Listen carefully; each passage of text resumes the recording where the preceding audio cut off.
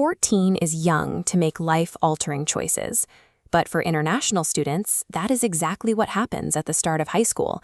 You are asked to pick between two distinct tracks: the British system, IGCSEs into A-levels, and the American system, leading to a high school diploma and the SAT. Many assume one track offers a significant admissions advantage, or that elite institutions require one specific qualification. The reality is, Oxford, Cambridge, and the Ivy League accept qualifications from both systems equally. Focus instead on the structural fit. Long-term success depends on matching the educational environment to how your student actually processes information. Families frequently make this choice based on a school's marketing brochures, getting drawn in by buzzwords like academic rigor or holistic growth. The results of that approach can be painful. Take a highly creative student who thrives on collaborative, long-term projects and drop them into a rigid, high-stakes exam system. They will struggle. Do the reverse. Put a hyper-focused student who wants to master complex physics into a broad system that requires them to spend hours on mandatory history and art electives, and they will be equally frustrated. These mismatches lead to severe burnout, thousands spent on external tutors, and artificially lowered grades simply because the environment is fighting the student's natural learning style. A curriculum is a tool. Picking the wrong tool for your student guarantees a difficult and expensive 4 years. Let's look at how these tools actually function, starting with the British system. Its core philosophy is early, intense academic specialization. As you can see in this graphic, by the time a student reaches the final 2 years of the A-level program, they narrow their entire focus down to just 3 or 4 subjects. This allows them to achieve near university-level mastery of specific topics before they even graduate. But it comes with a strict trade-off.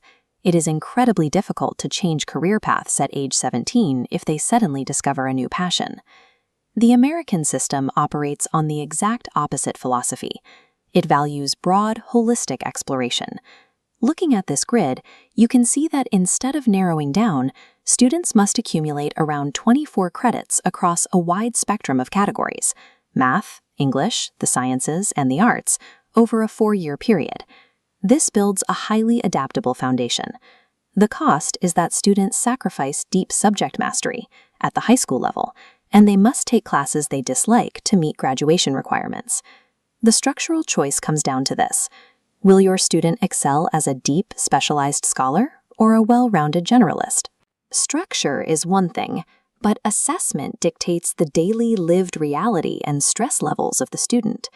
The British assessment model is famously rigorous, relying almost entirely on final, comprehensive examinations at the end of a 2-year learning cycle. This provides a universally understood benchmark, but it creates a pressure cooker environment where a single bad test day or an unexpected bout of anxiety can severely jeopardize university admissions. To manage that dense, known syllabus, families often find themselves hiring expensive external tutors just to keep pace with the material. The American model spreads the assessment out.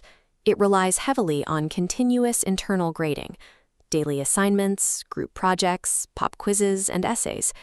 This system rewards consistent daily effort and lowers the temperature of any single test. However, because grading standards vary wildly from school to school, students often have to take an additional standardized test, like the SAT or ACT, to prove their actual competency to colleges. You are effectively choosing your preferred flavor of stress, managing the relentless daily grind of a long 4-year marathon, or preparing for the sheer terror of a high-stakes finish line sprint. At this point, you might be wondering if one system simply teaches harder material than the other. It's a common assumption, but we can look at the official mapping documents provided by Cambridge International, which directly compare their English standards to the American Common Core. This mapping table explicitly aligns the Cambridge IGCSE syllabus to the U.S. standards. Looking closely at these first 2 rows, both systems mandate the exact same skills, citing strong textual evidence and analyzing complex themes.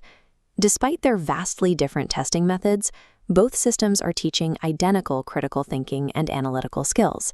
Intellectual growth happens in both systems, They simply differ in the way they require students to demonstrate that mastery. To make this decision practical, let's match your student's psychology to the right system. First, consider the specialist profile. This is a student who already knows exactly what they want to study at university, whether that's medicine, engineering, or law. As this scorecard shows, they handle exam season pressure well. They thrive on deep, uninterrupted focus, and they value earning a globally portable qualification. This path points directly toward the specialized, intensive environments of traditional UK universities. If this sounds like your child, you should confidently choose the British curriculum. Just be aware that to achieve that necessary deep mastery, they will have to permanently sacrifice broad electives and endure intense, concentrated exam stress. On the other side is the explorer. This is a student who wants to keep their career options open and explore various interests for as long as possible. On this scorecard, you'll see they excel at daily project work, they put in consistent effort throughout the week, and they place heavy priority on sports, arts, and extracurriculars. This profile aligns perfectly with the holistic admissions process at U.S. institutions, which look for well-rounded individuals. If this matches your student, the American high school diploma track is the right choice. The trade-off here is endurance. This student must be highly self-motivated to maintain a high GPA over 4 long years, and they will likely need to prepare independently for the broad SAT format.